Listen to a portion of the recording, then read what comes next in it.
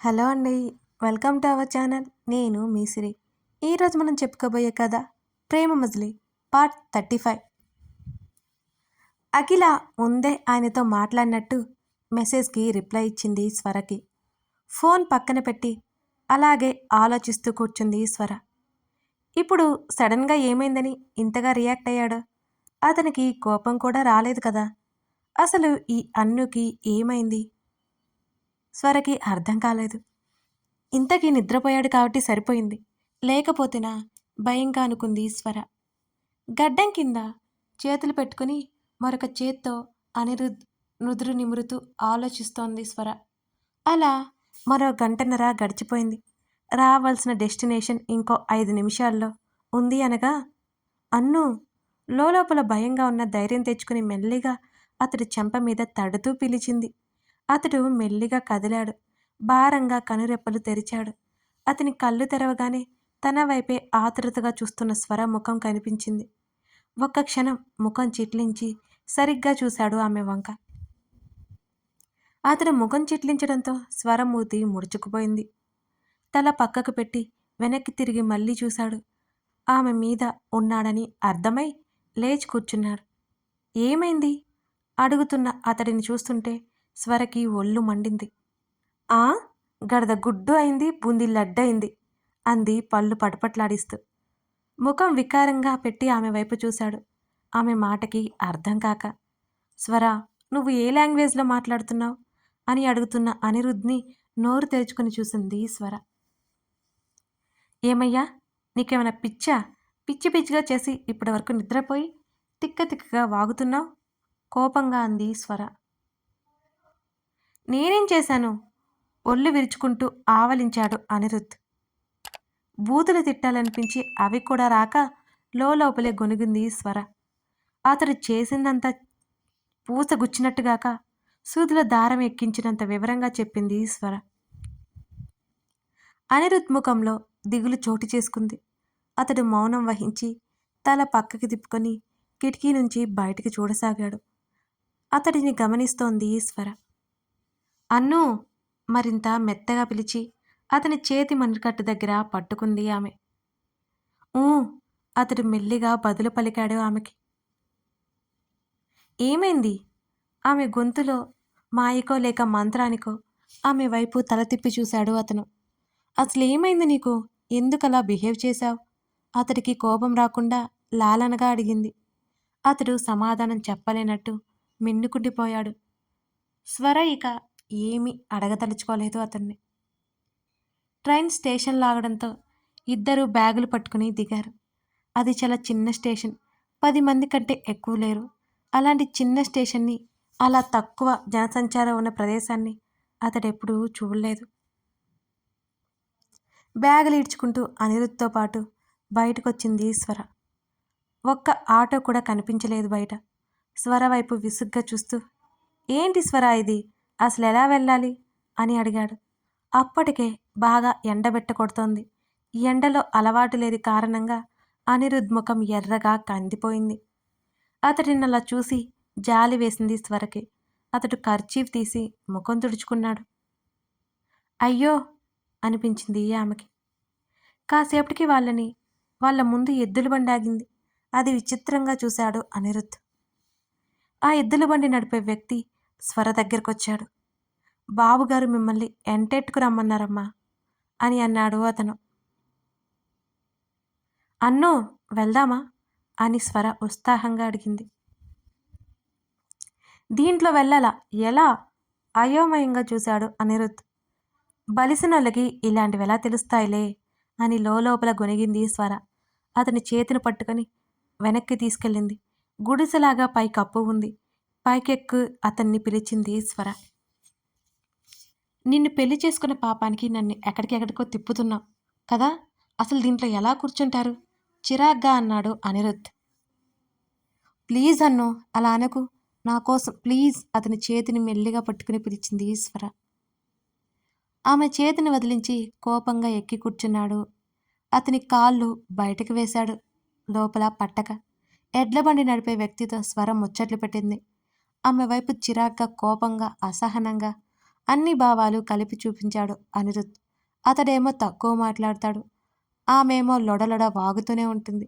అంతేకాకుండా అతనికి ప్రియారిటీ ఇవ్వకుండా వేరే వాళ్ళతో మాట్లాడుతుంటే అతనికి పిచ్చి కోపం వచ్చేసింది. మరో పావుగంటలో విలేజ్లోకి ఎంటర్ అయ్యారు. ఆ దారి అంతా మట్టి రోడ్డు, గతుకులు గతుకులుగా ఉంది. అనిరుద్ధ్కి కోపం పిచ్చి పిచ్చిగా వచ్చేస్తోంది స్వర మీద, ఆమె బిహేవియర్ మీద. కష్టంగా అలాగే కూర్చున్నాడు. కాసేపటికి ఒక ఇంటి ముందు ఎడ్ల బండి ఆగింది. స్వర వైపు చూశాడు, దిగాలా వద్దా అన్నట్టు. దిగమన్నట్టు చూసింది స్వర. కాళ్ళు కిందకి దించి ఊరికే దిగేశాడు. స్వర పొట్టిగా ఉంటుంది కాబట్టి ఎగిరి కిందకి దూకింది. ఈ కళలు కూడా ఉన్నాయా అన్నట్టు చూశాడు స్వర వైపు. ఆమె వెర్రిగా ఓ నవ్వు నవ్వి ఊరుకుంది. ఎడ్ల బండి ముందుకు వెళ్ళిపోయింది. ఇద్దరు ఆ ఇంటి వైపు చూశారు. పాతకాలం నాటి ఇల్లు. బయట పెద్ద ద్వారం ఉంది. ద్వారం ఉంది కానీ ఆ ద్వారానికి తలుపులు లేవు. ఆ ద్వారం నుంచి లోపలికి వెళ్ళారు. కాస్త లోపలికి వెళ్ళగానే ఎంట్రన్స్లో తులసి కోట కనిపించింది. కాస్త దూరంలో గుమ్మం కనిపించింది. చాలా కొద్ది స్థలంలోని కూరగాయ మొక్కలు, అక్కడక్కడ పండ్ల మొక్కలు ఉన్నాయి. గుమ్మం తలుపులు తెరిచి ఉన్నాయి. స్వర లోపలికి వెళ్ళబోతుంటే ఆమె చేతిని పట్టుకుని ఆపాడు అనిరుద్. అతని వైపు అర్థం కానట్టు చూసింది. స్వర కాలిని వెనక్కి తీసుకుంది. అనిరుద్ తలుపు మీద తట్టాడు. వీరయ్య, ఎవరో వచ్చారు చూడు అని లోపల నుంచి ఒక కంఠం గంభీరంగా వినిపించింది.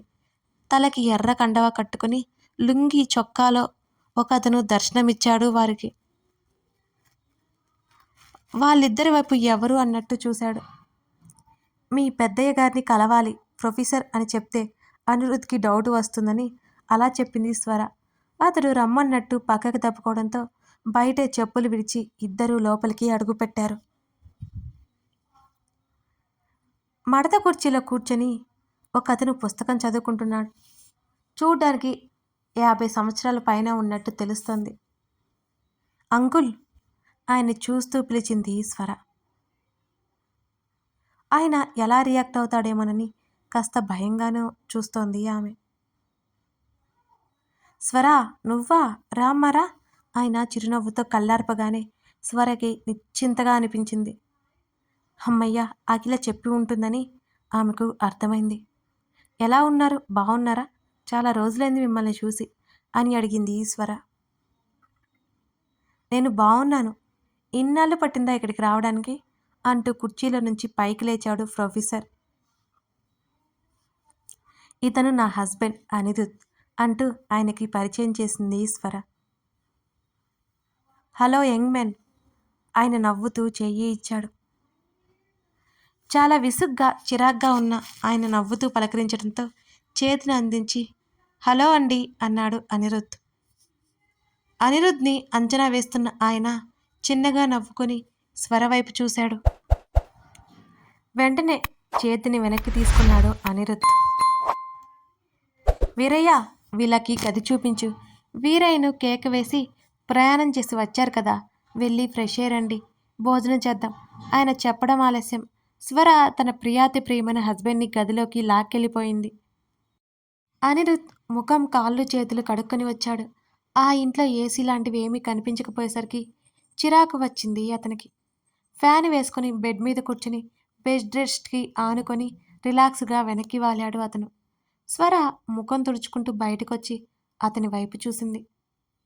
అతని ముఖమంతా వికారంగా ఉండడం ఆమె గమనించింది. ఎప్పుడు చిచ్చుబుడ్డిలా చిరుబురులాడుతూనే ఉంటాడేమో. అతన్ని ప్రశాంతంగా ఉంచాలి తను. టవల్ హ్యాంగర్కి తగిలించి అతని దగ్గరికి వచ్చింది స్వర.